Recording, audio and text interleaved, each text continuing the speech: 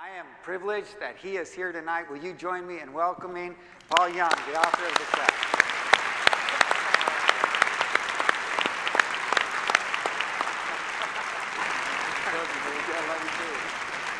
That clever response. Yeah. They'll be sitting there trying to figure that one out for a long time.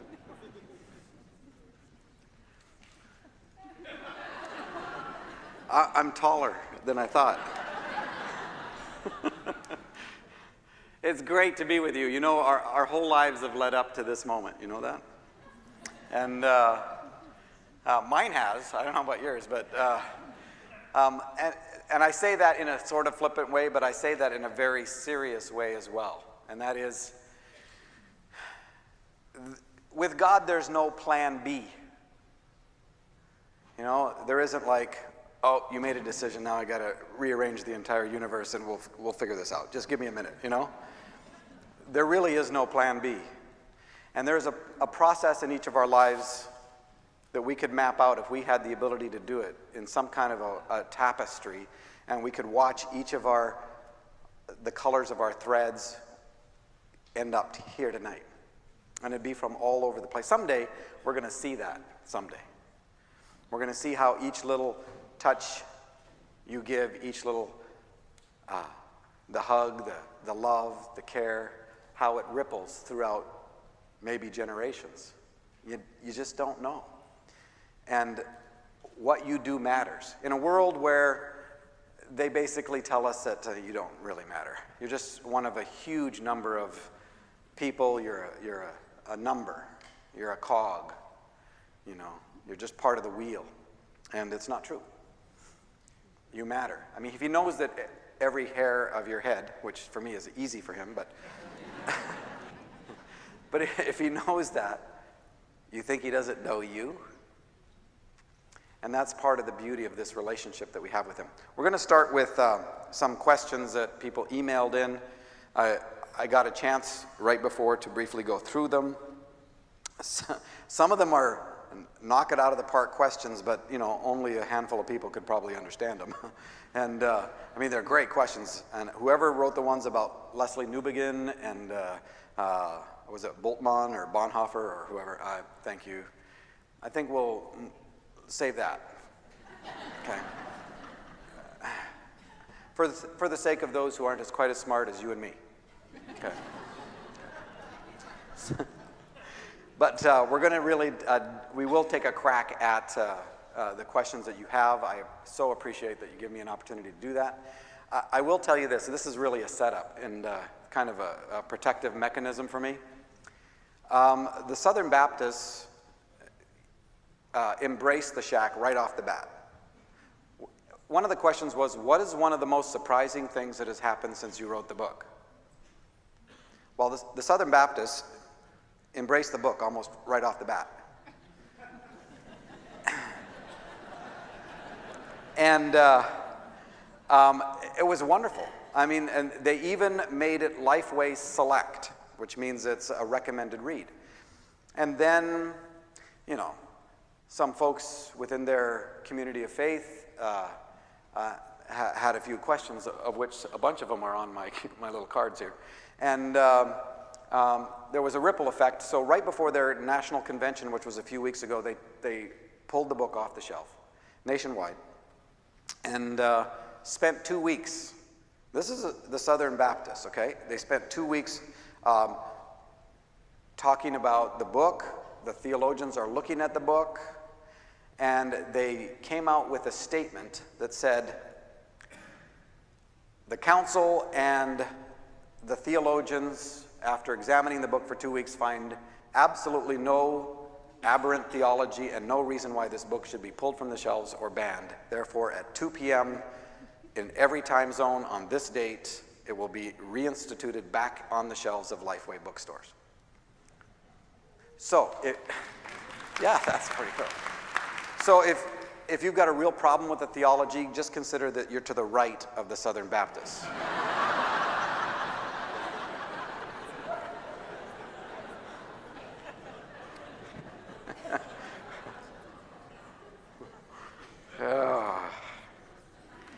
So self-serving, I can't understand it.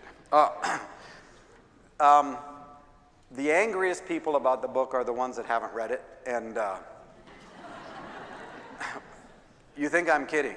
I mean, even some national people that spoke out against the book when they did it had not read the book.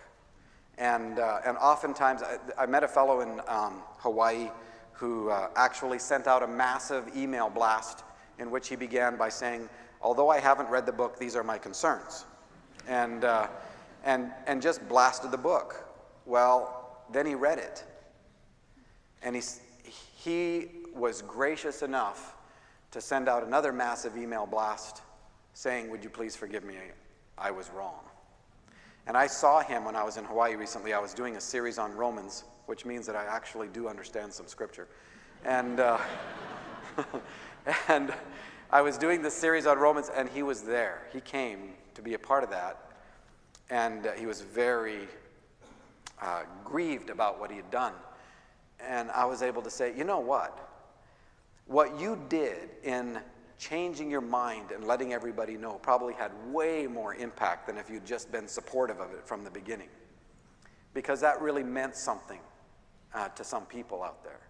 It meant that somebody had taken a hard position and then backed themselves away from it, which is unusual. You know, the greatest fear in this culture, one of the greatest fears is embarrassment. And because we're a shame-based culture. And the world is a shame-based humanity, so...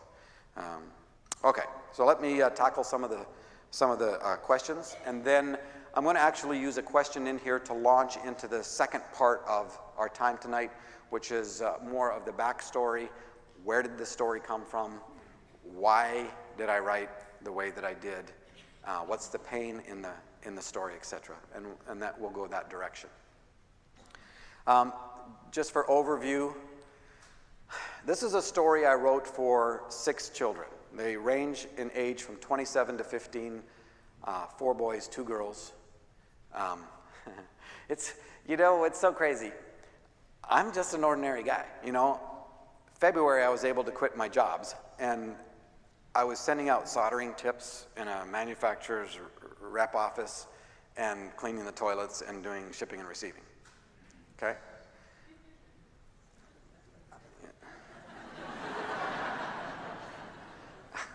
I mean, get real. And I wrote a story for my kids, and I've always written as gifts. It's always been something to show my affection, to show people that I'm in a relationship with. That's one of the things that I can do.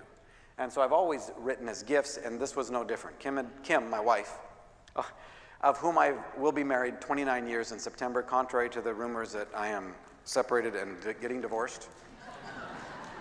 You know, I'm in Indianapolis a week ago when the rumor hit that, and this just shows you, they got it out of the USA Today article that says nothing like this. I mean, people can read parts of the book and ask me a question that shows that they did not read it. I mean, they read it and heard what they thought was there. That's a human thing, all right? We do that all the time. We have a paradigm, and we do not allow information to come through that we don't think is true. And so it just doesn't even penetrate. And we begin to reinterpret reality around us based on this. They've done lots of studies on this, and we know that this is true. So I'm in Indianapolis, and Kim gives me a call, and I tell her, you know, we're separated and looking for divorce. And this is what she says to me. She says, you know what's funny about that? We are the best we've ever been. And I went, okay, that'll last me another 6 months. That's good.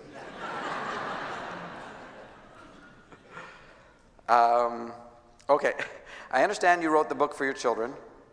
However, it was eventually published for all to read. Now, that's a true statement.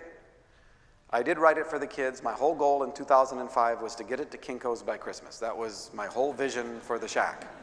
And I was actually not quite successful. I got it to Kinko's right after, because at the time we could not afford to take it to Kinko's, but I got some money right after Christmas, and the first run of the shack was 15 copies at Kinko's, and it broke the bank. But, you know, that was it.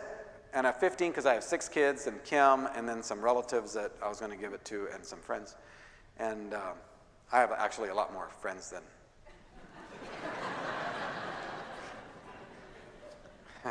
And then it kind of got out of hand, and I got some friends involved, and nobody would publish it. And we sent it to everybody, and nobody would do it, so my friends created a publishing company with one title, and we put it on a website, and we spent less than $300 to date in marketing and promotion, and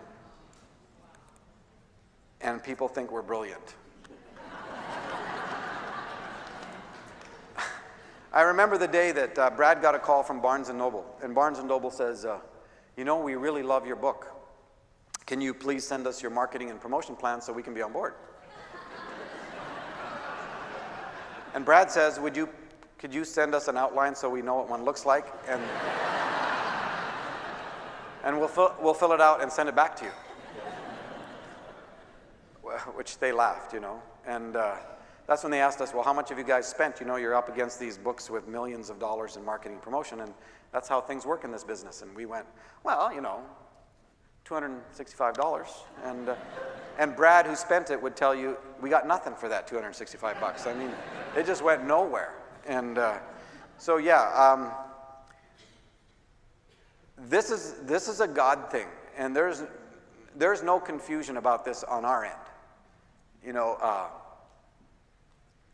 To have what's happened with this story, to have it impact people's lives the way that it does. I wrote a story I didn't write a systematic theology. I didn't write a new book of the Bible. I wrote a fiction story for my children. And when I gave it to them, it did everything that I wanted it to do for me. But my prayer at the beginning of 2005 was, Papa, I am done. I'm a missionary kid. I'm a preacher's kid. I went to Bible school. I went to seminary. And I've been around religious stuff all my life. And I've worked in churches. I've been on staff. I've been teaching all over the place, all of that kind of stuff. And I was done. And the shack as a metaphor, which we will get into, is the house that you build on the inside. The shack. And you build it out of your pain and pain that is inflicted on you by others. It's where you store your lies, your addictions. You have a room for your secrets. You won't let anybody in the shack, but you'll build a false front, a facade, and that's what you want them to see. And you'll invest all your energy in that front, but you don't allow anybody to come through the door. Because if they do, they'll see all your crap. And that would be the worst. And we'll talk about that. I spent 38 years of my life building the shack and people helping me. My dad helped me by beating me. And he was a missionary. He just brought a lot of baggage with him. He did. This is back in the generation they didn't know they had baggage. If they'd have known, they would have known what to do with it anyway, So when you have baggage, what you do is you pass it on to the weakest because they don't fight back. They're not good at it yet. So, you build your house. 38 years, built the house inside. 11 years it took me inside to deal with it. 11 years. And at the end of 2004, I'm done, and now my prayer is, Papa, I'll never ask you again to bless anything that I do. See, because I'd spend a lot of my life going, Lord, I've got this great plan for you, This is going to be so good for you, you have no idea. And so follow me. Follow me.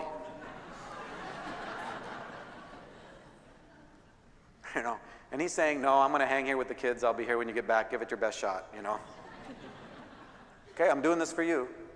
Oh, man, this is going to give me identity and worth. And I'm doing this for you. Just don't forget that.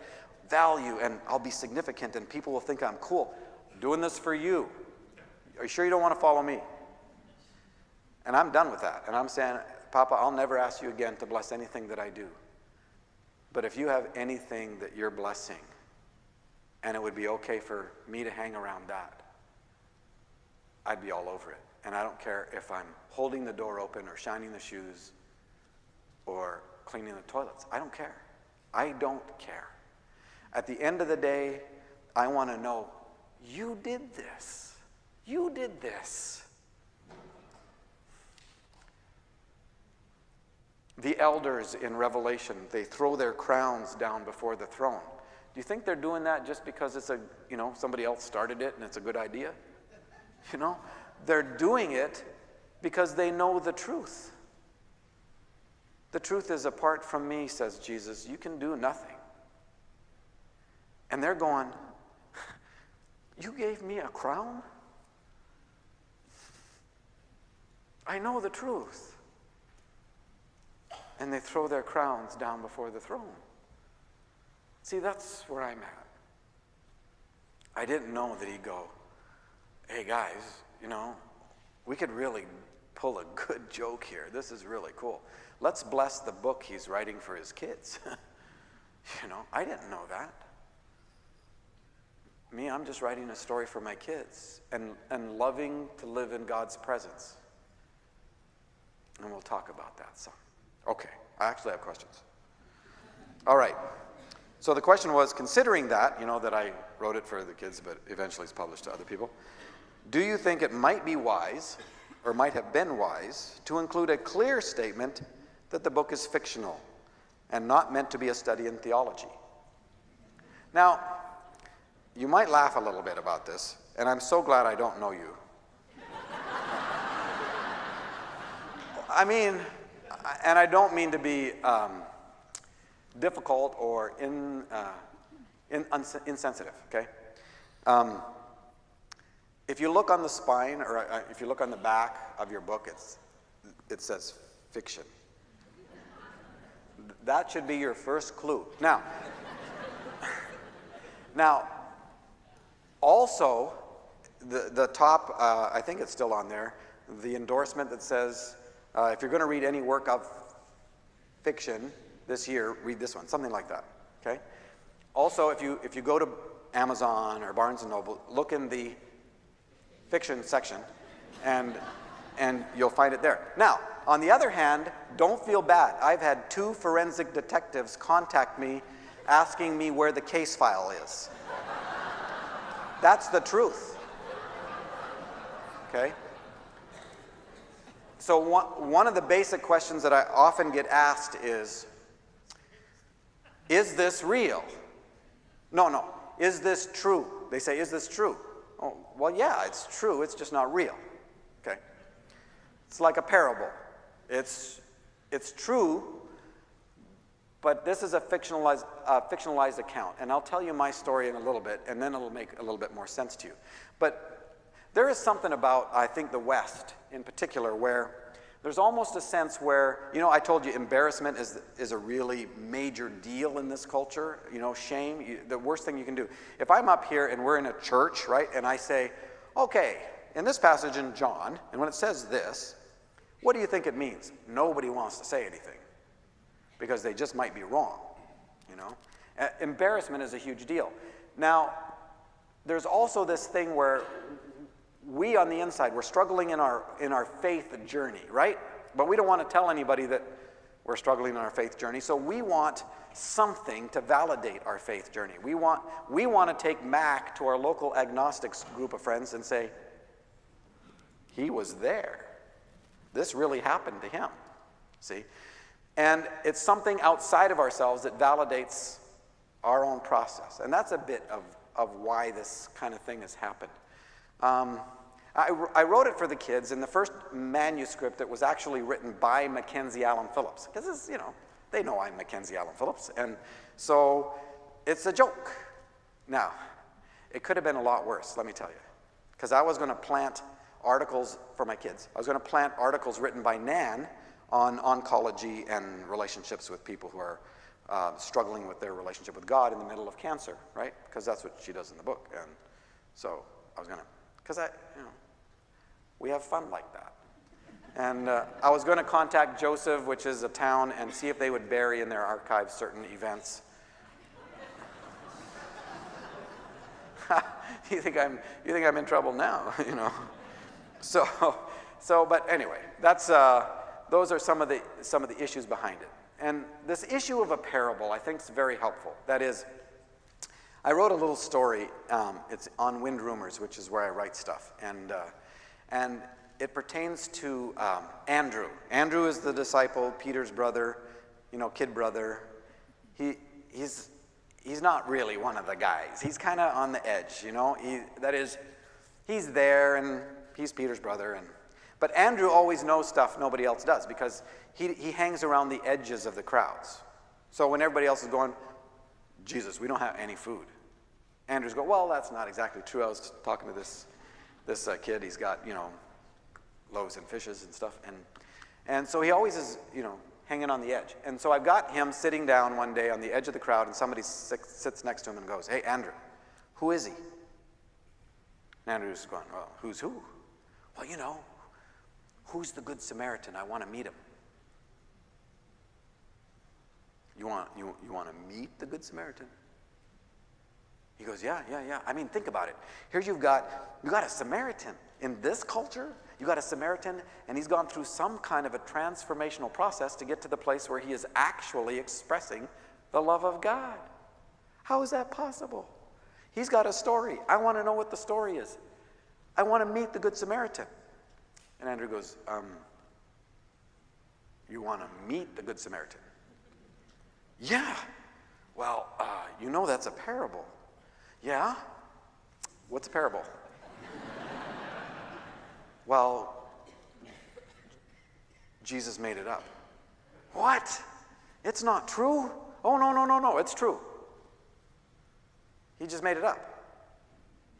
See, that is what a parable is. And it takes things that we have experienced in real life, and it wraps truth inside it in a way that it gets past our defenses. Right? The shack's a parable. It's not an allegory, in case anybody thinks it is. It's compared to an allegory, but it's actually not one. That's how come I know Chuck Colson did not read the book. Okay? He called it an allegory. He's too smart to call it an allegory.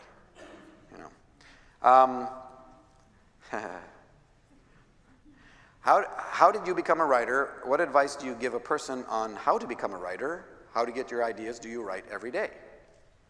I'm an accidental author. What can I tell you? I became a writer I was a writer before I wrote The Shack. And do I write every day? No. How do I get my... You know what? I have no idea, I give gifts in writing and in my relationship with people, in my relationship with Jesus. I have conversations. That's prayer for me. And a lot of it comes out of that. I'm not good at discipline kind of stuff. I'm not genetically built that way. This quiet time stuff, which is a great idea, I'm not good at it. I've never been good at it. And I'm a preacher's kid and a missionary kid, which means I had to work twice as hard to hide the fact that I wasn't good at it. I even went to Bible school to learn how to hide the fact that I wasn't good at it. And I just wasn't good at it. And of course, I had a lot of damage in my life and a lot of crap that I had to work out. I could never have 2 or 3 days in a row was just like a breakthrough for me.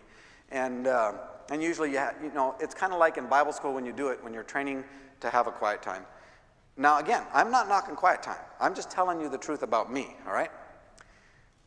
For me, quiet time was like, visiting a friend in a hospital, somebody that I would have a great time with if we went out for coffee, but visiting hours with John, and he wouldn't know what to say, I wouldn't know what to say. It's quiet time for me. I'd show up, God would show up, he didn't know what to say, I didn't know what to say. I always ended up sleeping anyway, so, and it was like, if you work really hard at it in the morning, it's kind of like the earlier you get up, the more spiritual it is, because then you really got to fight not falling asleep. I mean, it seems to add to the effort, and you get points for it, I guess. There's this guy that shows up at the pearly gates, and Peter's there, and he sees the pearly gates right there, right? So he goes, do I just, walk in? And Peter goes, no. He says, what do you mean no? He says, well, it depends. It depends on what? Peter says, it depends on how many points you have. You have to have points to get in? Yeah. Well, how many points do you need? You need 100.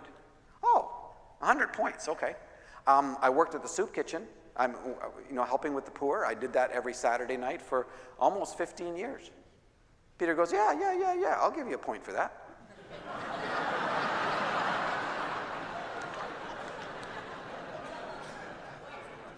I was a pastor for 35 years. I mean, I showed up, except when, I was vacation or sick or something, but I married and buried and, did the preaching, and Peter goes, no, I don't know. Oh, come on. Okay, I'll give you a point for that. And he's thinking, that's 2 points. That's basically my whole life. I got 2 points. And right then he sees a friend of his from that town. Well, not even a friend. He's kind of a guy that's in the same village that he's from, and he's a nice guy, but he showed up for church a couple times a year, whatever. And the guy walks right past them and in through the pearly gates. And he goes, Peter, are you telling me that he's got 100 points? And Peter says, well, no, he just doesn't play this game.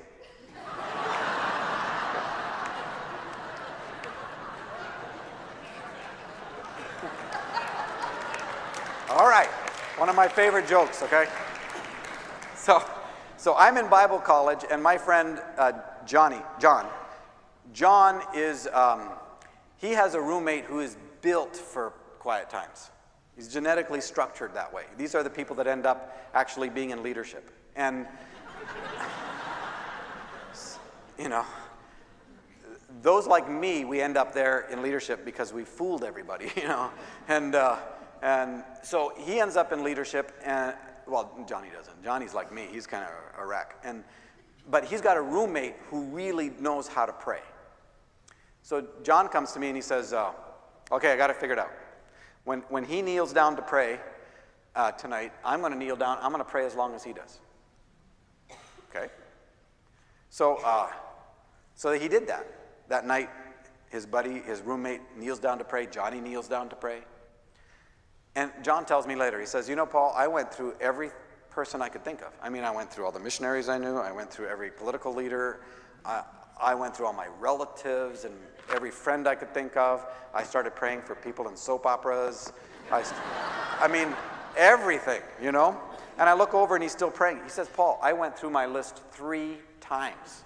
And finally I went over and he's so frustrated. He goes, what are you praying about? And his roommate goes, huh? He'd been asleep like for an hour.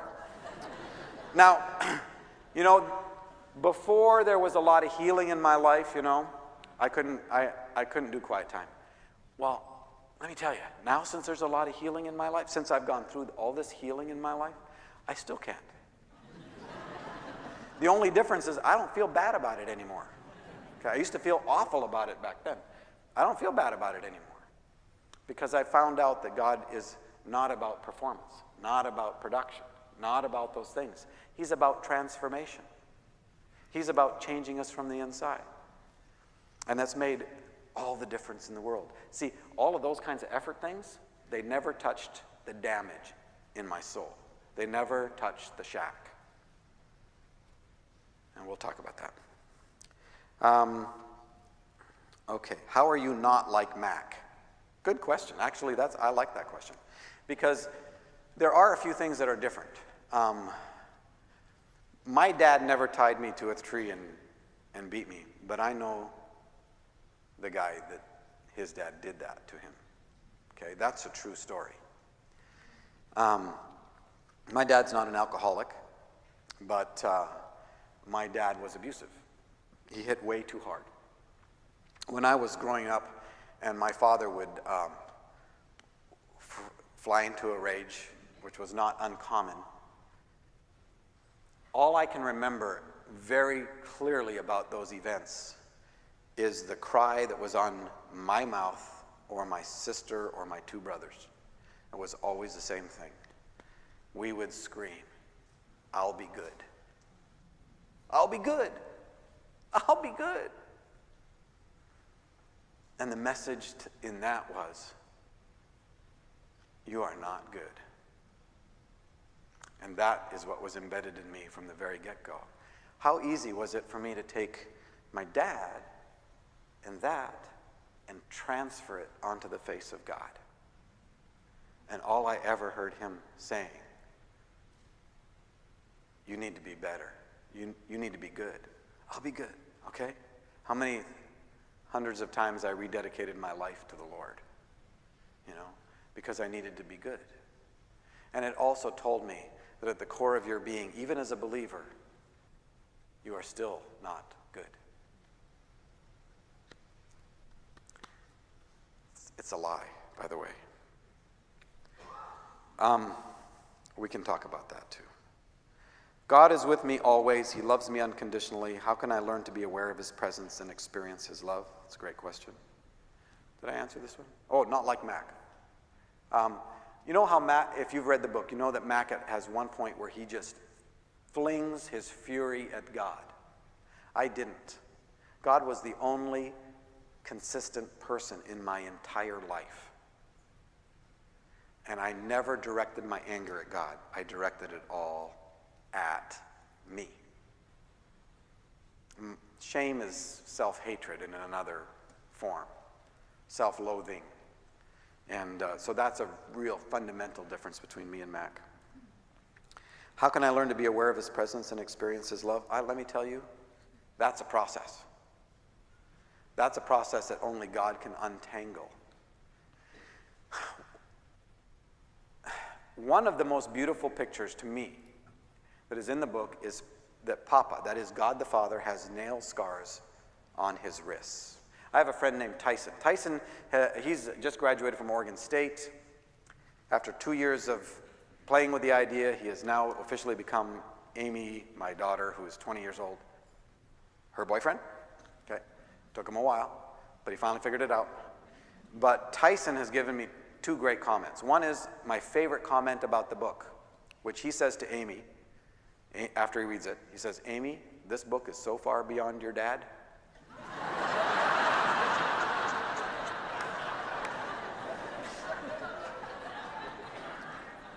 His second comment was, I asked him, "So what did you think of the book?" And he says, "Well, it's probably going to take me like 6 months to unpack that. But I'll tell you what, everything changed for me when I saw nail scars on Papa's wrists.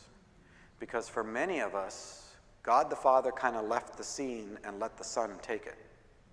He kind of said, I'm sorry, this is too hard for me. Or I'm so holy, I can't look upon sin. Or we put it into some other words of separation, and the Father goes off one direction, and he says, basically, Son, I'm sorry, but you need to take care of this. I'll be back, in 3 days and get you. And we have that concept.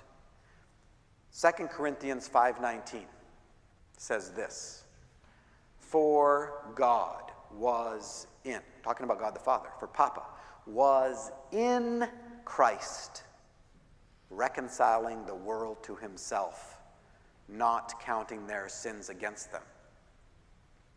Unbelievable verse. 2 Corinthians 5:19.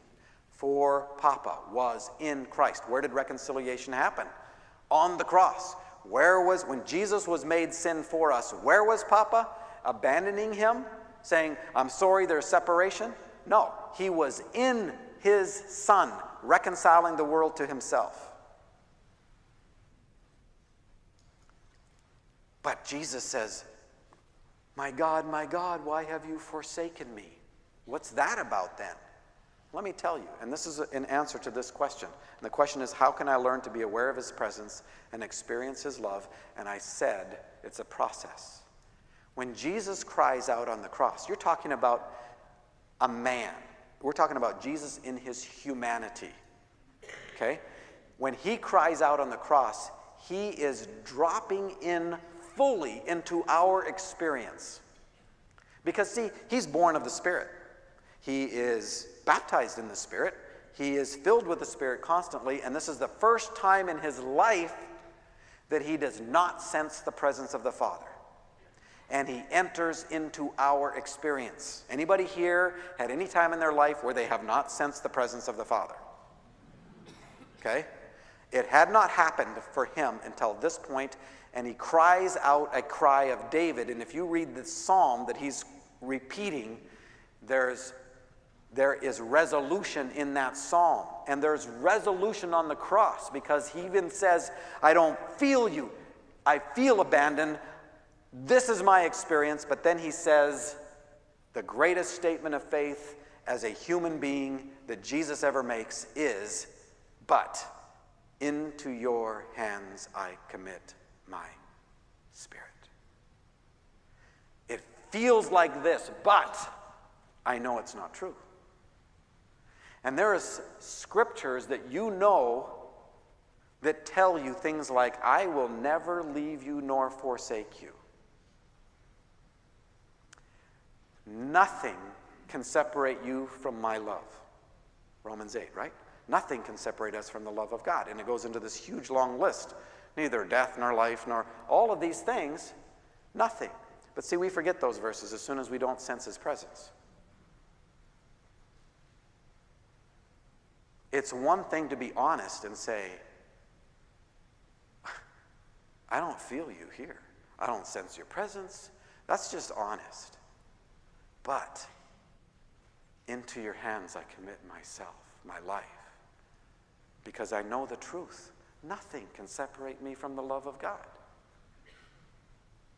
I know the truth. You will never leave me nor forsake me. Okay? It's a process. This one has come up a few times. Can you explain what you meant regarding Muslims, Mormons, Buddhists? I also included Baptists in there too. Are you saying that you can be Muslims and still believe in Jesus? Now, I'm a missionary kid. Now, the original manuscript was worse. I mean, it could have got me into a whole lot of more problems because I had the present tense. Some are Muslims. Some are Buddhists. Now, if you weren't Americans, you would understand that. But because you are, the guys convinced me to put it in the past tense so it would be easier on you, okay? I have friends who are Muslim Christians. I have friends who are Buddhist Christians that are probably more orthodox than you are. In the rest of the world, when you're outside of America, you can be a Buddhist Christian because Buddhism has nothing to do with religion. In that sense, it's ethnic, it's locality, it's whatever. Most of the people in the Middle East, Muslims, don't care about Allah. They're agnostic. They just were born there, okay? And so the fact that they designate themselves that way just means that's what they understand. I'm a Muslim. Of course, I was born in the Middle East. You're a Christian. You were born in America, right? I mean, that's their concept. So I'm not saying that the religion of Muhammad or Buddha will lead you into the embrace of the Father. Okay? For me, all roads narrow down to one person, Jesus Christ. And people are saying, well, why didn't you make that so more obvious? It's there. You know, there's a conversation in which Jesus says to Mac, Mackenzie, or Mac point blank asks, so do all roads lead to Papa? I mean, it was a perfect setup. In fact, that was the last edit we put into the book because one of the guys we sent the story to said, I love everything about the book, but I got a couple friends who are going to think you're a universalist. And so I put this paragraph in there. And Jesus turns to the Mac and he laughs. He says, no, most roads don't lead anywhere. But I will go down any road to find you. And people read into that statement like I'm saying all roads lead to God, which is exactly the opposite. But I am saying that Jesus will go down any road. He is the good shepherd who will leave the 99 to go find the one. And you're the one. Okay? And I don't care if you're down the road of Buddhism or Islam or atheism or nothing, or drugs or alcoholism or performance business or church ministry. God will go down any road to find you. It's not saying that that road then becomes the way of salvation. He's the way. And when he finds you, you're not lost anymore. Also in that passage there is this thing about, where Jesus says, I really am not interested in making people Christians. Kind of ticked a bunch of Christians off. But, and he says, I'm not a Christian. Now, let's take the second statement first. Of course he's not a Christian. Jesus is not a Christian. The term Christian wasn't even used until after he had ascended. He did not come back and go, I'm sorry, I didn't get the badge, okay? So I'm coming back, let me get the Christian thing, and then I'll be a Christian too. He did not come to set up a Christian religion. The term Christian was used disparagingly of early believers because they were little Christs. And people thought that was a mocking term, and they were going, yeah, that's good, you know, we'll take that, okay? When somebody asks me if I'm a Christian, I say, would you please tell me what one is? And then I'll tell you if I'm one of those. Because I don't mind being a Christian if you and I are on the same page. Because 9 out of 10 times, we're not on the same page. You know? The term Christian, especially other parts of the world, just means you're born in America. In here, depending on where you are in the country, it could mean you're a Republican, and I'm a Canadian. Could mean that you hate homosexuals. I mean, that's what it could mean to the person who's asking you the question. So I want to know what we're talking about. If you use the term Christian in a conversation in this day and age, sometimes it's like being locked inside a Ziploc baggie you can't get yourself out of. And it ends the conversation right there. It's almost as bad as being called a pastor.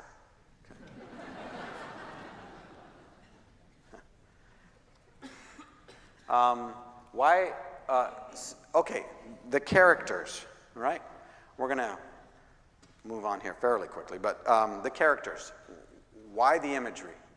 Well, first, God is not male nor female, okay? God is not, 51% male, 49% female, just so that, we can have chain of command. God is spirit, right? 100% of maleness and 100% of femaleness are both derived from God's very character and nature. Imagery that is masculine in Scripture is just as inadequate as imagery that is feminine in Scripture. It's ways of building bridges to understanding of who God is. So I'm on real solid theological ground as far as just using imagery. And there's imagery of God being feminine all over Scripture. I mean, whole books have been written about it. So it's not like it's a brand new idea. And by the way, for those who are afraid that it's going to introduce some kind of a Christian, large African-American deity worship, it is not happening, okay? If you want that kind of thing, it's been around for like a few thousand years, and it's readily available. And it's funny, the things that some people are afraid of, and let me say, I don't mind the controversy. In fact, I think it's a very good thing. It's not my gig anyway. I gave the book to my kids, right? So I'm done at that point. God's doing this stirring up stuff, and I love it. It's inviting conversations that are very helpful, and we in the family need to be at a place where people can bring whatever crap they have, even if it's theological and doctrinal and, as well as their anger or whatever. It's got to be okay. And so I'm not afraid of that part of it. So this Christian thing, God did not come to give another box that you could sign up to called Christian. God came to obliterate religion and introduce relationship, Father, Son, and Holy Spirit, that you could get invited into. It's the love that they have for each other that we get invited into. It's relationship. God, at the very core of his being, is relational. God has never done anything by himself. There's always been 3 of them. You understand? I mean, that alone should tell you that in terms of your process and what you're going through, you're made in his image. Trying to do it by yourself is just not going to work. You're not designed that way.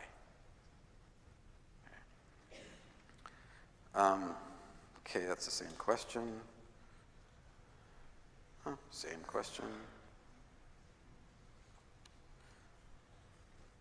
Oh, I was talking about the characters. And why did I use that imagery? Well, remember, I'm writing a story for my kids. The imagery was there from the get-go. I grew up overseas. I'm a missionary kid. I didn't know I was not black until I went to boarding school, and it was a huge disappointment. And it's still a disappointment, but it does explain things, you know. You ever seen The Jerk? Yeah. It was based on my life. And a lot of my friends back in the day would tell you, especially the jerk part, you know. And I was with Renee, who she and I were on staff together at a large church in Gresham, Oregon. And I was in charge of the college kids, which was anywhere from 300 to 700 of them, depending on time of year and stuff. And she led worship. She's a large African-American woman. In fact, she is in part the persona that I built on for Papa. And I'm with her a few months ago, and she's in a care facility, and she says, "Paul, how come you and I were always friends?" And I said, "Well, it's easy. You know, we were the only two black people at that white church." She said, "You're right, you know." So I do not want my children to grow up with the stereotypes and the box that I had got in. I don't want my kids to believe in Gandalf with an attitude, you know, or Zeus or Santa Claus, you know. That's the American version of God, right? He's keeping a list, he's checking it twice, going to find out who's naughty and nice. Better watch out, Santa Claus is coming to town. That's Judgment Day, you know. And, you know, what's different? Just because he has a red suit, they just got the red on the wrong guy, you know. So, figure that one out. Okay, so, Papa, I wanted I wanted God to be outside of the box. I really did. Sarayu, which is how you say it, Sarayu. Sarayu is an actual Hindi word. I'm working downtown Portland, and I'm talking to Geetika Prabhu on Skype because her company's looking for a web conferencing solution. That's what I worked for. And I'm looking for a name for the Holy Spirit. Figure good trade. So I'm talking to Geetika, and by the way, because I did this, you know, and used this name, it's why I'm now considered a closet Hindu, you know. It's in one of the big exposés, you know. And so I'm talking to Geetika, and there's different metaphors that I love for God. There's wind, which is, you know, from John chapter 3. You know, those who are born of the Spirit are like the wind. You know, it's the Holy Spirit and wind are often together. There's fire, there's water, all great metaphors. And so I'm asking Geetika, can you give me a list of words for the wind? And she says, sure. So she gives me a list, and I go down it, and, you know, some words in other languages sound like trucks crashing into each other, you know. And so those I didn't want. But I liked Sarayu, and I liked it for a number of reasons. One, it's hard to remember. It's kind of enigmatic, like the persona that I'd already created for the Holy Spirit. And I liked it. I just, especially the rolled R part, you know, because in the audiobook, and if there is a movie, Mackenzie will not be able to roll the R. He's just a white guy, you know. So Sarayu. And so I said, oh, that's great. I asked Geetika, I said, do you ever name your children after this? Because, you know, a lot of times words like that. She said, no. She said, but we do have a river named after this. Oh, that's good. We got wind and water. And here's the important question. What kind of wind is this? Because you don't want tornado or hurricane, you know. There's other kinds of wind you don't want it to be. Can you imagine explaining that? So what does this name for the Holy Spirit really mean? You don't want to know. You know? So I'm saying, what kind of wind, you know, what kind of wind is this? You know, and Sarayu. And she said, this is her words. This is the common wind that catches you by surprise. Really? She says, yeah. She says, it's like, you know, when you are so hot, you think you're going to die, and out of nowhere comes this wind that cools you off, and changes everything. I thought, we're there. Sodium. Jesus, he's just Jesus, And, he's Middle Eastern and Israeli, most likely. But, so, we're not sure because we're not sure who his father really was. All right.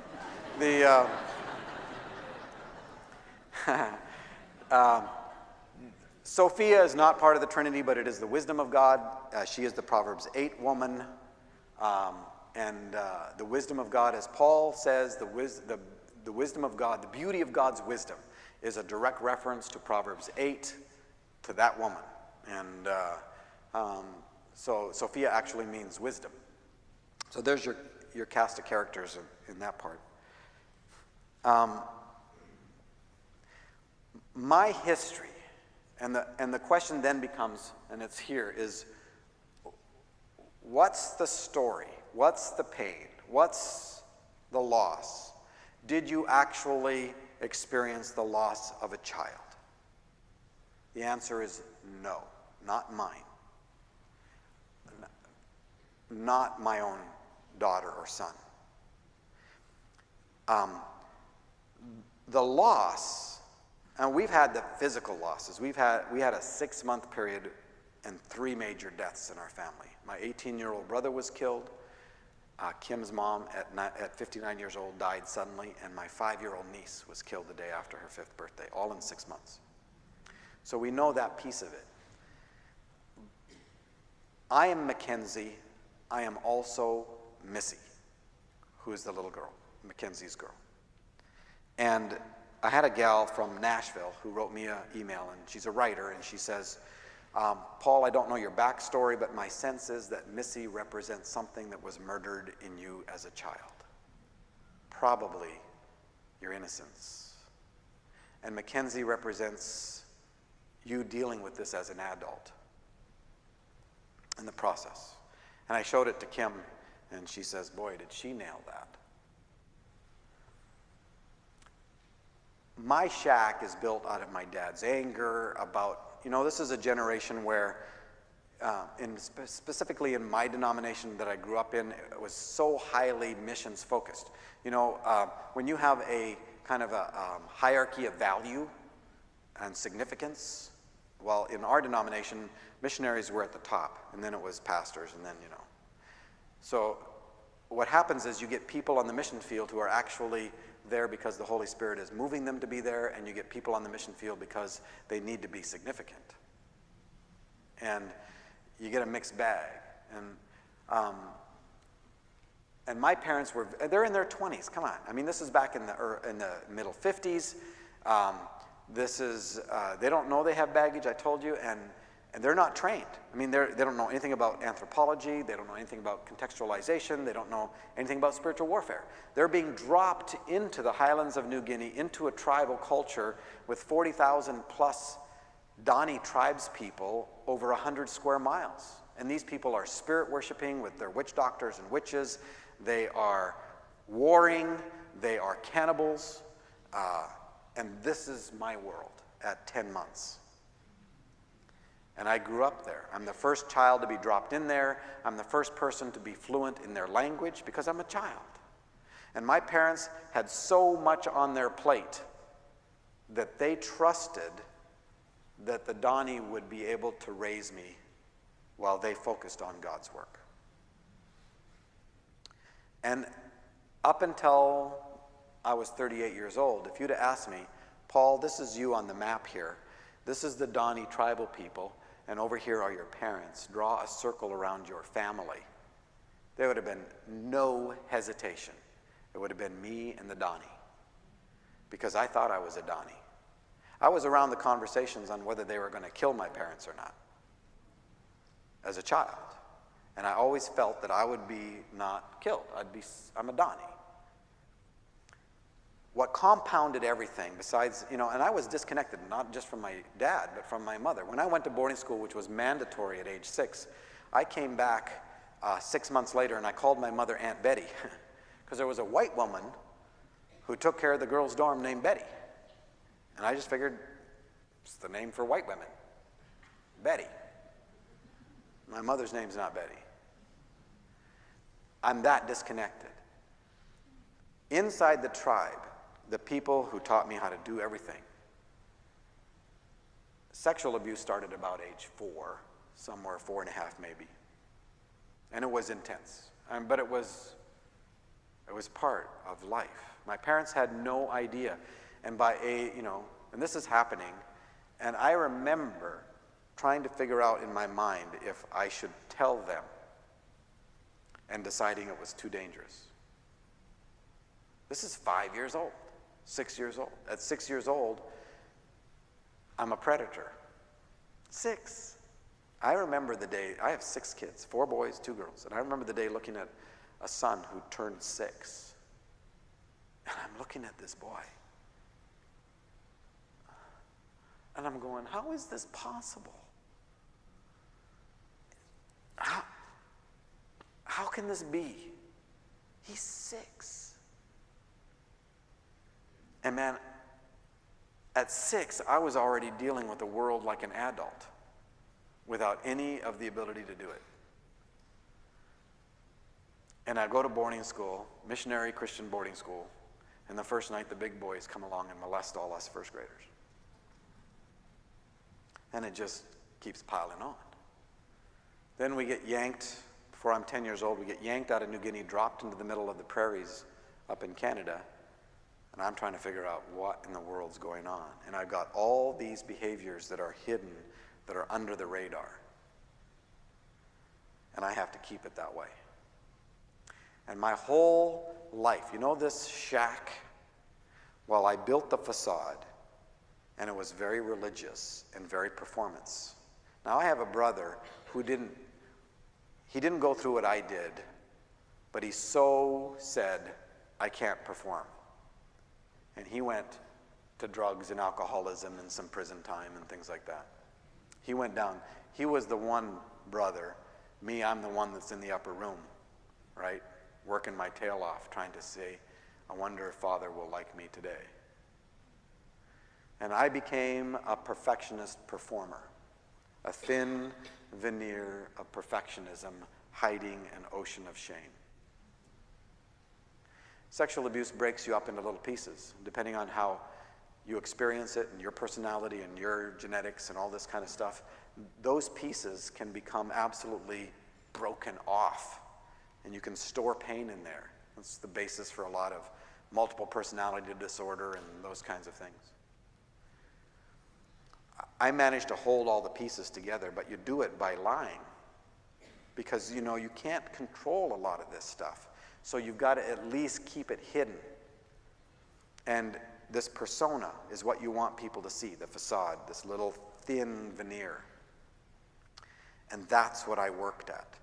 And it meant that I moved a lot. And I moved anyway. I went to 13 schools before I graduated high school. My dad had become an itinerant pastor. So we would move often. And so I was really good at leaving, which worked perfectly because this persona could only last so long, and people would start poking holes through it. You're not perfect anymore. And when you're religious about this thing, you find religious ways to protect it. Like, that's when you say, God is calling me somewhere else, anywhere actually, right? Just as long as it's not here where anybody actually is starting to get to know me. People eventually come pounding at your door of the shack. And you either have to keep them away or leave. And so I became really good at leaving. And couching it in the proper spiritual language and terminology to justify it. I became a performer in education. I graduated at the top of my class. I was always first in the school. But I never thought it was real. Because shame permeates through everything. And everything feels false and like you're a fake, which you are. And you're a liar, but at the same time, I'm fighting for my relationship with God. And I'm driven that way because you know what? Since I'm a little kid, he's the only person that's been consistently there. Nobody else has been. And I'm drawn to God. At the same time, I know he's kind of repulsed by me. because I'm not good, and he's holy. And I perform, and I work at it, and I gut it out, trying to defeat the behaviors and trying to get control. And I fail. I mean, I'm good at it for a little while, but sooner or later, something slips by. And you know what? In this way of living, you're only as good as your last moment of perfection, which isn't very often. And so you're constantly working at making sure everybody thinks highly of you and thinks that you're perfect. And it doesn't work, but you still work at it. You spend all this energy. Well, it turns out, and I didn't know this because I thought I faked it. When I graduated from college, Phi Beta Kappa, summa cum laude, top of the class and all that stuff, I actually believed that I'd faked it. And because I didn't really believe that I was very smart. When shame becomes a reality, when that's your reality, all of a sudden the I am nots are everywhere.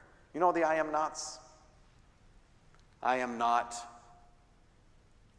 good enough. I am not thin enough. I am not smart. I am not.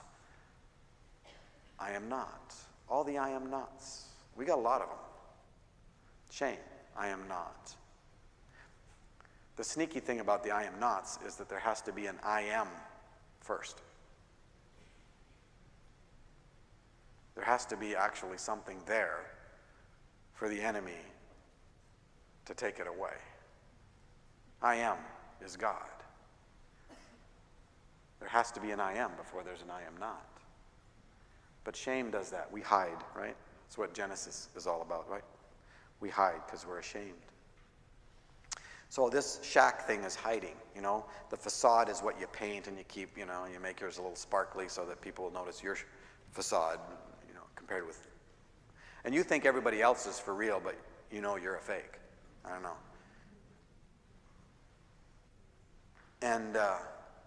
And you hold on to it. So I became a speaker. I went and was on staff at that church. And you know what? In the middle of all my mess, of my addictions and stuff that was hidden, in the middle of all that, God still shows up. Which is kind of a surprise if you live in this paradigm where he doesn't really like you. He would still show up. That should tell you something. He didn't say, Paul, I can show up, but you've got to at least get to this place of spirituality, Because, if people know that I know you and you're doing this kind of crap, what are they going to think about me?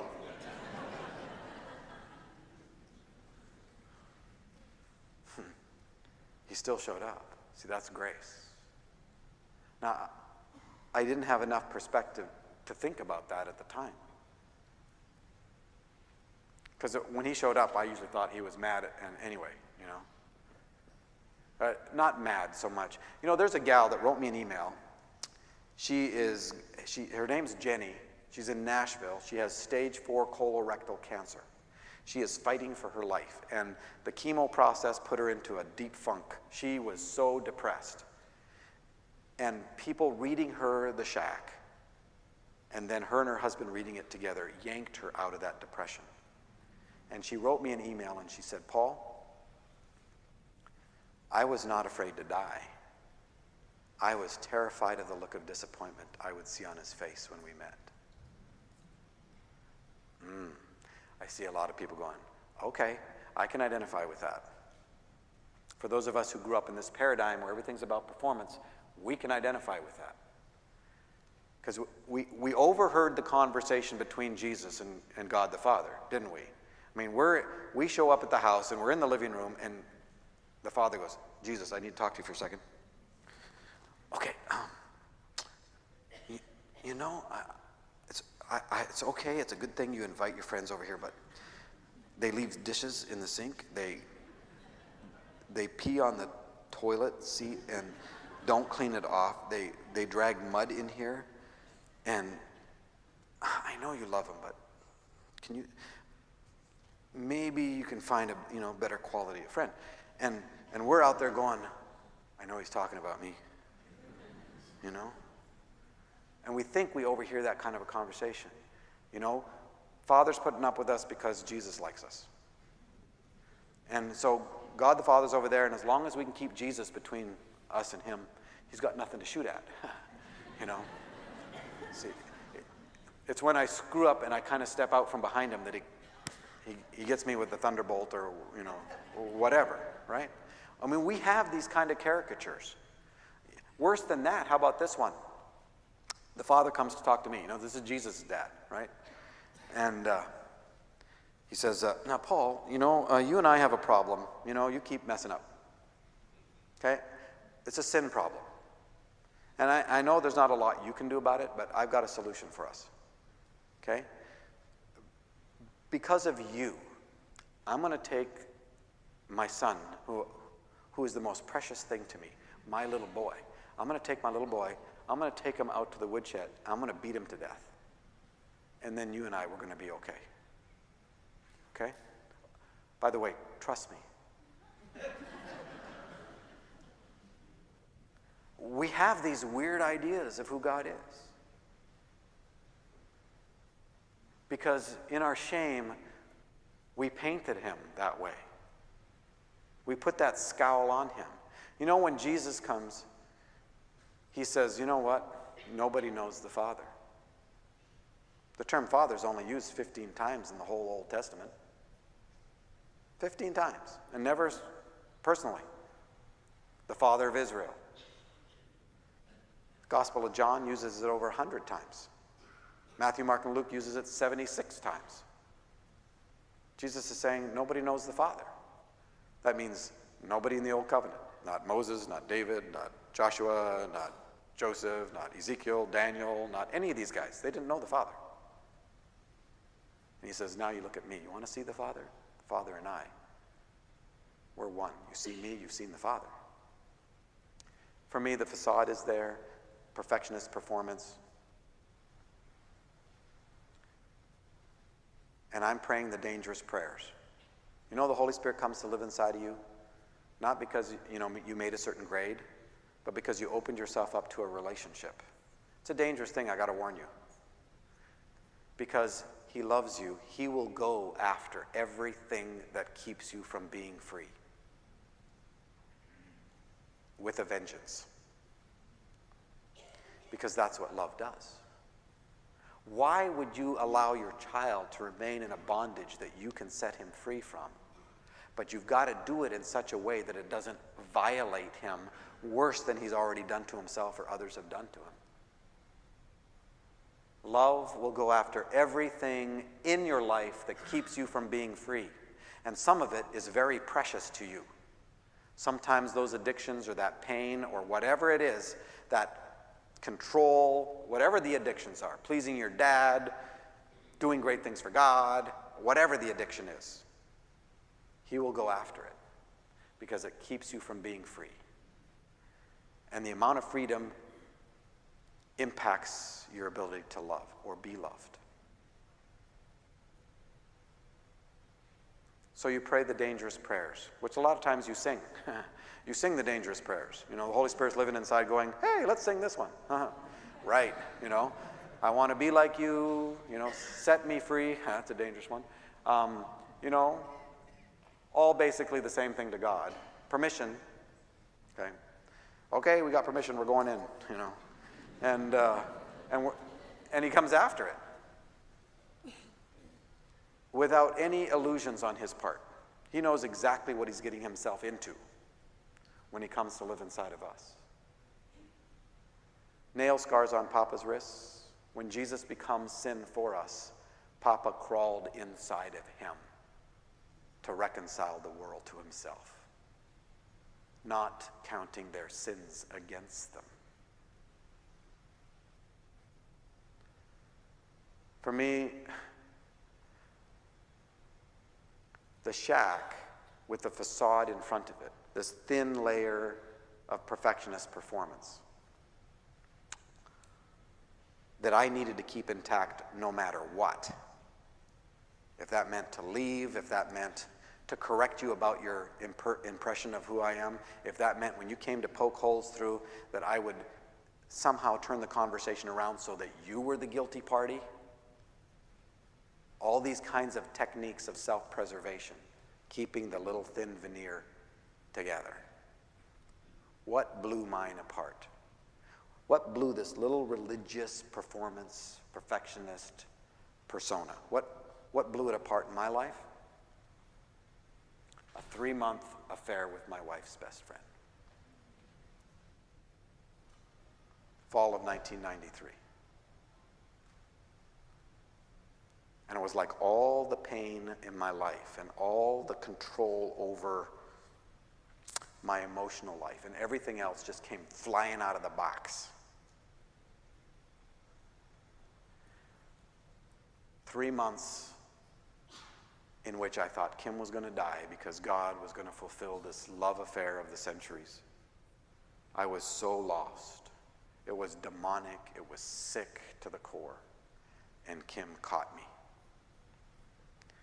I'm married to a woman who's from North Dakota, Minnesota stock. She doesn't know about gray.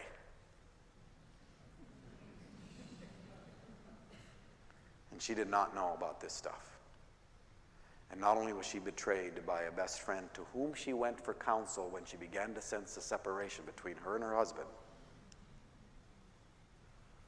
but her husband that took about 3 days to unpack all of his junk. And every day at the end of the day, he would say, "That's all." And the next morning would have to say, "There's more." I couldn't do any more in a day than I was able to. It was just too hard. But by the end of the week, Kim's saying, "I'm never going to believe another thing that comes out of your mouth the rest of your life." I got the opportunity to run away. And I decided if I do that, you might as well just kill me. Because I'm done. I can't do this anymore. I've been doing this for 38 years. I've been trying to hold this all together for 38 years. I can't do this anymore. And I faced the fury of my wife. And she was furious for 2 years. And every day would come at me with everything she had. Except for a couple people, for 2 years, I could not look up off the ground. My eyes were just locked to the floor. I couldn't bear to take the risk of seeing in their eyes the disgust that I felt was there. I put my head down and just worked one day at a time. And Kim pushed me until I stood on the edge of the cliff looking at my crap and said, "Deal with it." And I lost all my hope because now I was looking at it and I'm going, 4 years old, I got to go back to before I'm 4 years old to try to find something? What's not a survival skill? What's not a defense mechanism? What's real? Everything in my life is built on this pain and this junk, on every lie and everything that I've done, the ways I've hurt people, the betrayals that have been throughout my life, the lies, everything. It is just a pile of crap. And I lose all my hope, and I'm thinking, it'd be better if I don't want to kill myself in front of my kids. So I'll fly to Mexico. And right then, Kenny Walker comes to Kim. He's a friend of ours.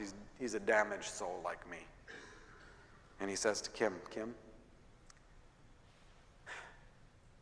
you've come down from the mountain of normalcy to find out what some of us are really like. I'm sorry for that. But I got to tell you, Paul is doing the best he knows how. And my sense is if you hit him one more time, you're going to kill him." He has that conversation. And Kitty Starr comes to me and says, "Paul, where are you right now? And I described this thing, and I said, Kitty, you know, all I am is just a little pile of dried up shit that the wind is blowing away. And I'm terrified that when it's done, there won't be anything left. And she says, Paul, there is a seed. A seed. A seed. And I'm thinking, a seed. I thought I had nothing left. But if there's a seed,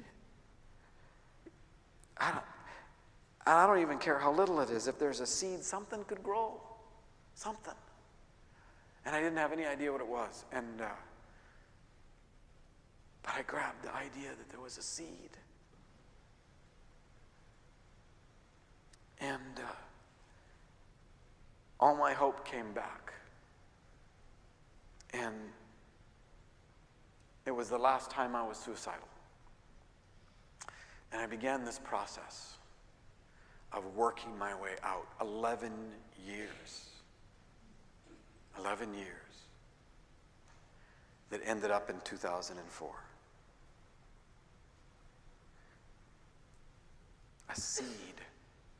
A seed. There's a seed in every one of us. And a lot of you, you've grown it. You've allowed it to grow. And it's blossomed and it's producing fruit. For some of us, it's all we have. And it's going to take a little bit of time. I'm actually thinking, a seed. This, you know what? It grows really good in the kind of stuff that I think I am.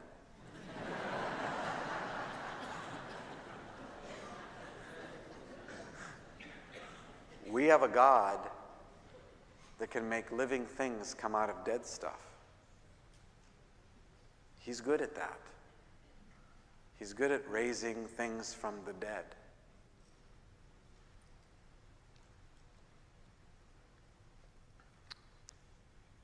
Last summer, Kim says in a small group, and I went public. I mean, totally public, because I said to Kim from the very day one, from January 4th, 1994, when the whole shebang, when the facade just blew to smithereens, this little thing just destroyed.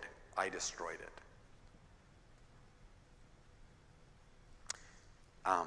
And we went public, so it wasn't like anything was a secret around our place. Kim's dad lived with us for 17 years. He was in the middle of it. My two oldest boys were in the middle of it. And as my kids got older, the younger ones, I had to spend time with each of them unfolding this thing. And Kim, when she came at me, she wanted every detail about every single thing in my life. And I gave it to her. I didn't want any more secrets, because we are as sick as the secrets we keep. 11 years. A weekend for Mackenzie. Last summer, sitting in a circle, people who know my story, my history, which is why, what's happening with the shack makes no sense. For people who have worked really hard at their spirituality, they're ticked off. I have a friend who says, one of the things that we never confess to each other is coveting, I don't want you to have what you want, I want to have what you want. And this makes no sense. They look at my life. I've got 6 kids who all love Jesus. They all have their own relationship with Jesus. They've never gone sideways. And they look at me and they go, this doesn't make any sense.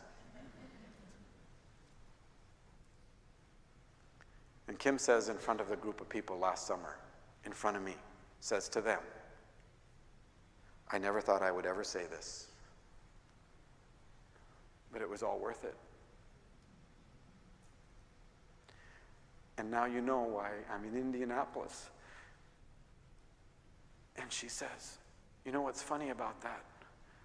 We are the best we've ever been. It's all grace. Last story, and then I would like to pray for you. and we will close it off. When I started my journey, I went into therapy with a fellow named Scott Mitchell. Scott became my friend. And I sat down with Scott the first day and I said, Scott, you know what? It's all gone. I don't have anything left. The only reason that Kim let me stay in the household was, well, a few reasons. One is she loved our children and didn't want them to be without a dad. Second, I broke really hard. And third, I never pointed a finger at her again. It's part of my old way of keeping the facade up, point a finger back, bigger than the one they're pointing at you. And I never did it again. I don't care. I don't care if her stuff's involved in it. Don't care. I can't even heal me. Why would I think I can heal her? So I don't care. If I'd have pointed the finger one time, I'd have been gone just like that. She's Minnesota, North Dakota. Salt of the earth, no shades of gray. Okay? My whole life was a shade of gray, different shades of gray. And I sit in front of Scott and I say, I'm done. I got nothing left. I'm at point A. After 38 years of working so hard at my spirituality, I'm at point A. I don't even know how to get to B, and I need to get to Z. And I say, Scott, do you know how to get me there? And I said, and I don't need anybody saying, well, Paul, how do you feel about this? I need to know you know how to get me there, do you? And he says, yeah, I do. But it's going to take a year and a half. And I said, I am in. He says, well, I got to warn you. Everybody says they're in, but a couple months later, they quit. Because they start getting a little control, and they start getting, some of their stuff's a little bit more manageable, and they feel a little better about themselves, and they quit right before the really hard stuff. And I said, Scott, this is life or death to me. Here's the deal. I will not quit this process until you tell me I'm done. And he said, good. And I didn't quit. 9 months later, he said, Paul, you're done. We have never had anybody stay with it and work this hard. And I'm going, this is life and death to me. I've been fighting with suicide my whole life.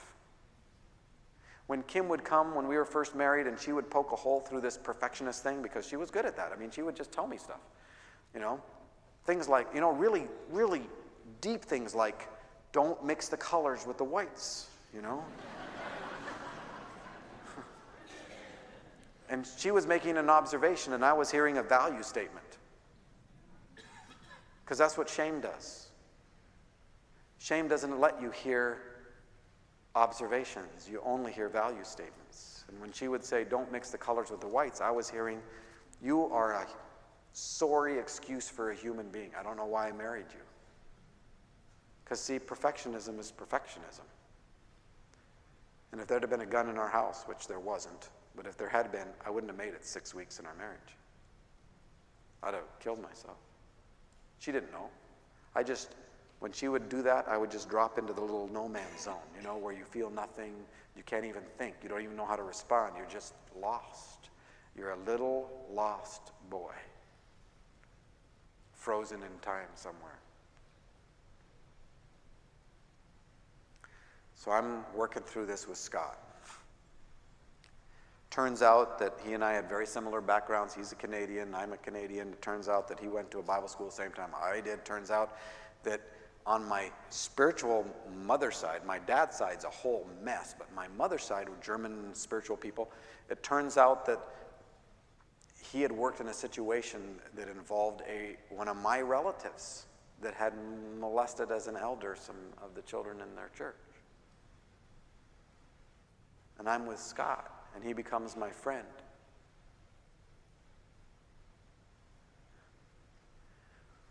Worked through the 9 months, periodically kept in touch with him, but I'm a client-patient kind of thing, so I never break into the circle of his family or, because you just don't do that. But he's my friend. And he helps me through one of the most difficult times in my life. He would work with me on stuff, and I'd call Kim and let her know because I wanted her to know everything. And she would say, oh, good. Like, I believe you? Right, yeah. And that had to be okay. In 2004, when I'm coming out of the shack, and I know I'm coming out of the shack at the end of 2004 because, one, joy has become a constant companion rather than an occasional acquaintance. Two, Kim and I are okay. And three, I'm the same person in every situation. See, I didn't never used to be the same person in any two situations. When I was alone, I was a different person than when I was with this group of friends or at work or in church, or I was different.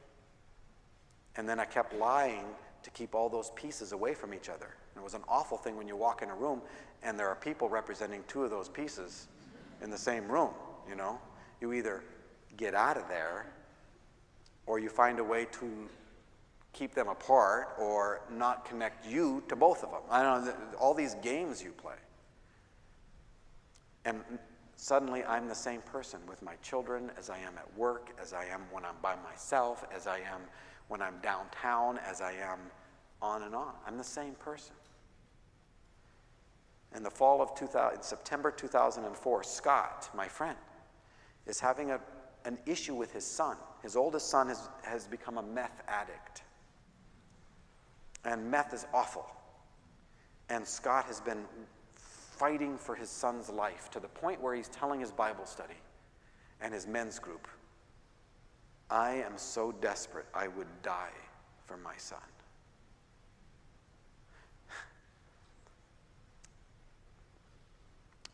His son buys a .22 pistol and loads it, and don't know whether it was to commit a robbery, to get more drug money, don't know whether it was to kill himself, don't know. But he loves his father. But they get into an altercation in front of the house, and Scott says, you know what? Because there's this girl that shows up that drags him back into the addictions. And she shows up, and she's not supposed to be there. And he says, you know what? You two just need to leave the premises. And he walks into the house, shuts the door, and locks the door. And his son remembers that he left his iPod or something in the house. He goes, he smashes the window with the gun. It goes off and shoots his father in the heart and kills him. My friend.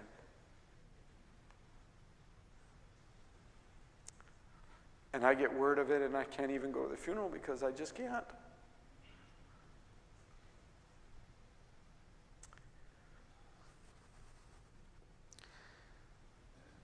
In 2005, I write a little story for my kids as an expression of the healing that is in my life. And a couple months ago, I get an email from somebody I don't know, and I get lots of emails, 50 to 200 of them a day, from people whose lives are being touched by this story. God is using it to open up hearts and conversations and relationships.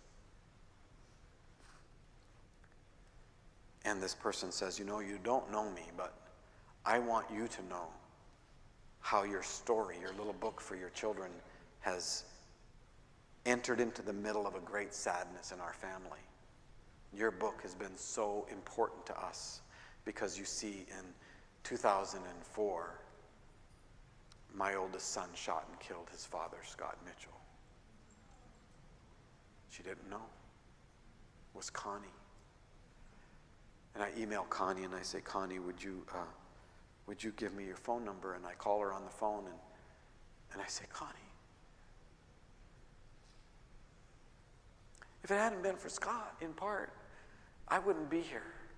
And this story would not have been written.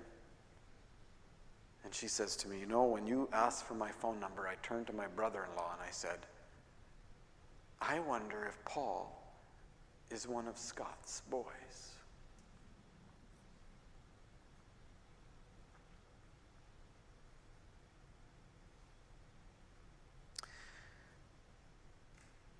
And here Scott helps me through one of the most difficult times in my life. And I write a little story that's now right in the middle of their family's great sadness. And I think, God, how good are you?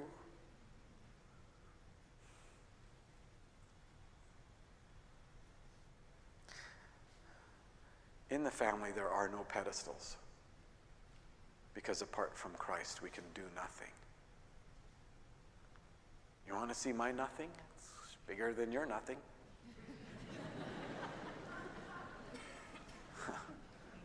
I got nothing to be proud of, apart from him.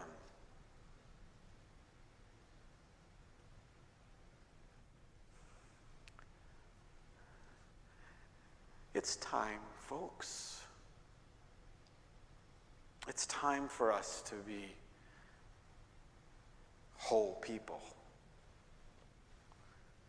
It's time for us to let the facade go.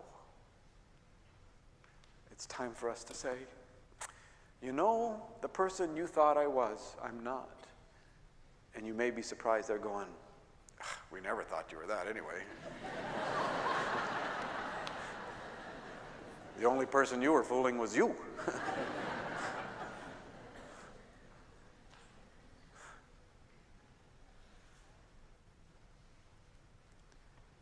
God is doing something. I don't understand it. I used to know everything that he was doing, and I told everybody. I don't have a clue anymore. It's part of being a child. I get to be a child because I never was one.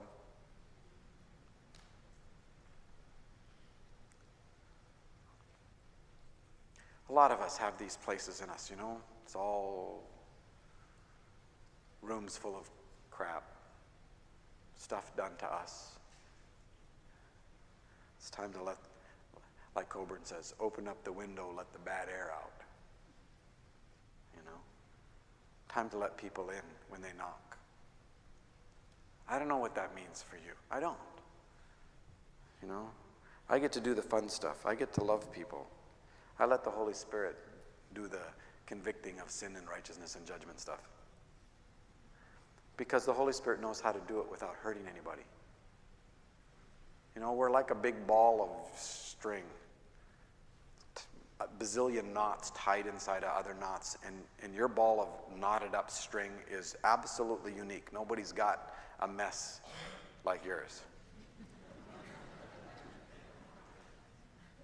And God's the only one big enough to know how to untie those knots in the right order, in the right sequence, at the right time, in such a way that the string doesn't break.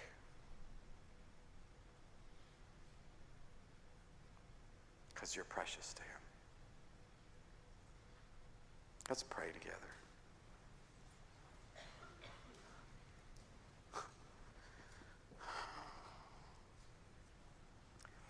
Papa, I don't even begin to understand. I don't begin to understand grace. You show it to me all the time, but I don't understand it. You show it to me in Kim, you show it to me in people that love me, you show it to me in your creation, you show it to me all the time. You just are so lavish, it is so wasteful, this grace.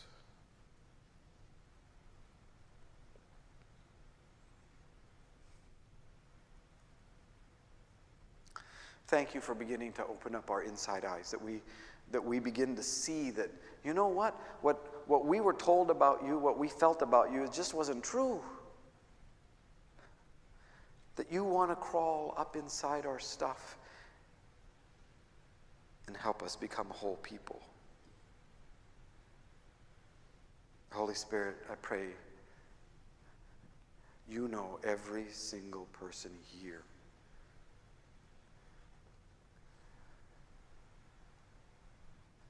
You know them to the depth and core of their stuff. And you know how to love them perfectly to wholeness.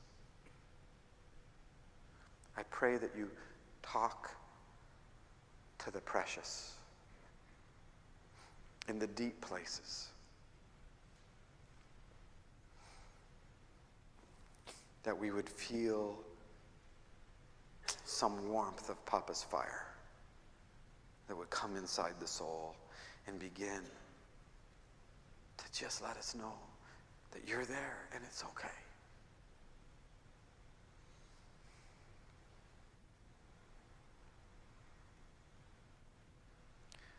Free us from the idea that there is something that we can do, that we need to do, that we must do before you're able to act.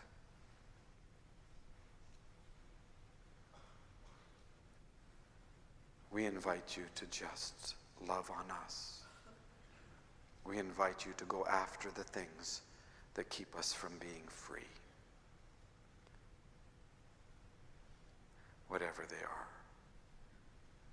And we don't even understand it. But we trust you. Papa, I know that, you know how deaf I am, right? You know, like, that I can only hear at 10 decibels or whatever. You know that. I'm so glad that you don't talk to me at 9.9 and then get mad at me because I wasn't listening. I know you're not like that because you're love. And you know us. You know how blind we are. You know how lost we are. I'm glad that you know where we are.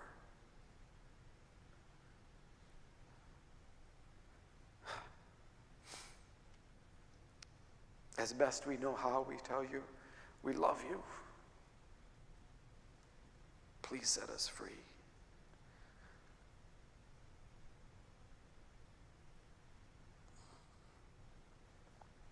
Thank you for loving us first.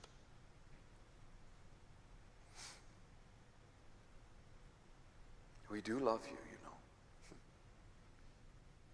as best we know how. Thank you for covering our inabilities. Thank you for your grace. Amen. Stay up here. Thank you, Paul. We appreciate it.